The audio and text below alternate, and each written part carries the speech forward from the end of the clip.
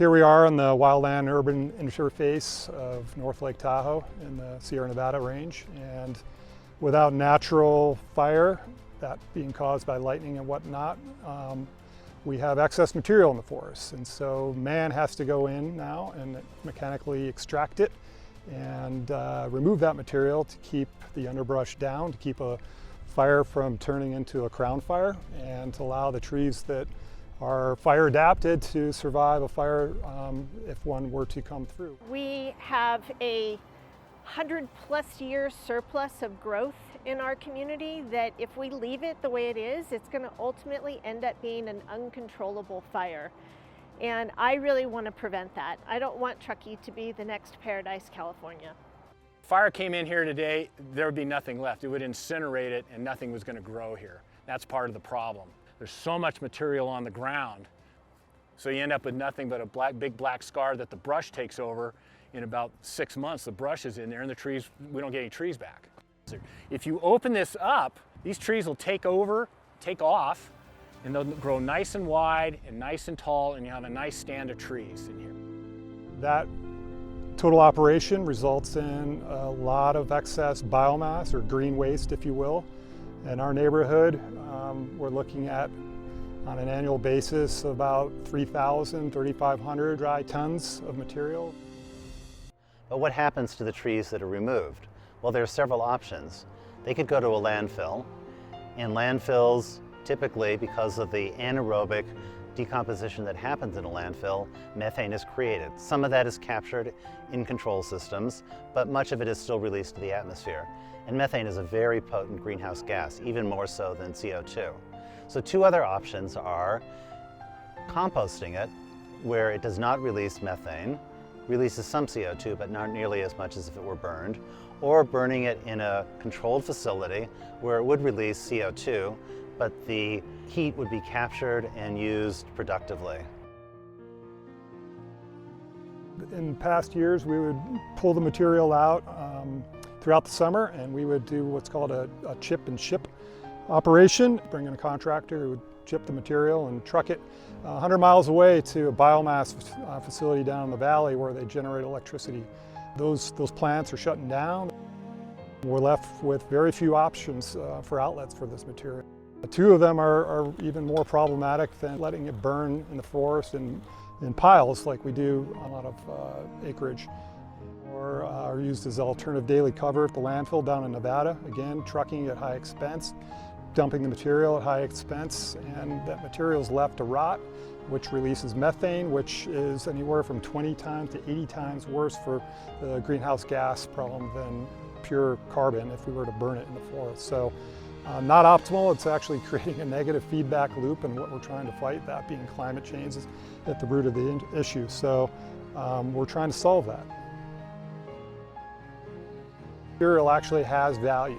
It has value in terms of the energy that's comprised of the material. And so what we're looking to do here, since we're in a colder climate, is incinerate the biomass, the chips, and heat water, pipe the water through insulated underground pipe, through heat exchangers, tie into natural gas fired boilers, and supplant the need to burn natural gas with renewable, that being excess forest material, which if we don't bring out of the forest is going to burn anyways in a fire in a much more catastrophic way. So again, we need to get rid of the material. We don't want to let it rot and turn into methane. So what do?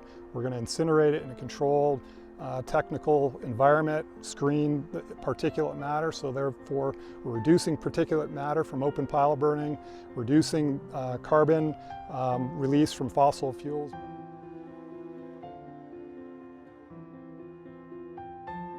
And so by taking this material, incinerating it on site, piping it through, we're able to supplant that, that alternative energy use in the village here at North Star, which is about $450,000 worth of natural gas expense. Truckee produces 17,500 cubic yards approximately each year right now, and that is up significantly. Just about 4 years ago, we were only producing about 5,000 cubic yards, but through our green waste programs, that's our green carts, free green dumpsters, and free green waste disposal programs, we've increased that 3.5 times. The green waste from our region goes to a variety of sources. It will go to compost areas. It will go to cover erosion control measures in our region. It will also be an alternative land coverage for some landfills. But where we really want to send it is biomass facilities. And that produces heat and sometimes electricity by burning that green waste. That reduces the greenhouse gas emissions that would either A, be naturally produced by generating that heat, or by the methane produced from the green waste decomposing on the forest floor. Using this material, we're not only taking care of our forests, but we're reducing fossil fuel usage. We're going to be competitive with the rates, stabilize those, make them projectable, and create a nice net benefit in terms of the local economy by recycling this material locally.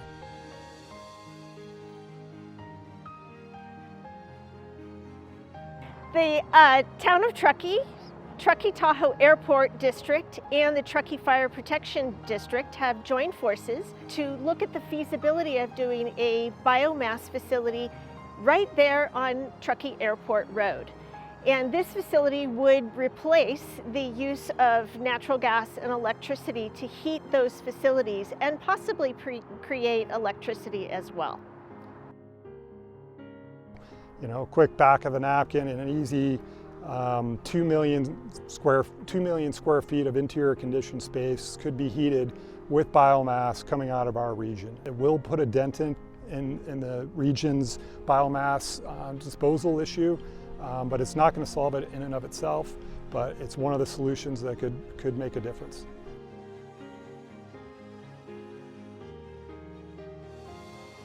We all need to contribute to solving the forest fuels and forest health issue.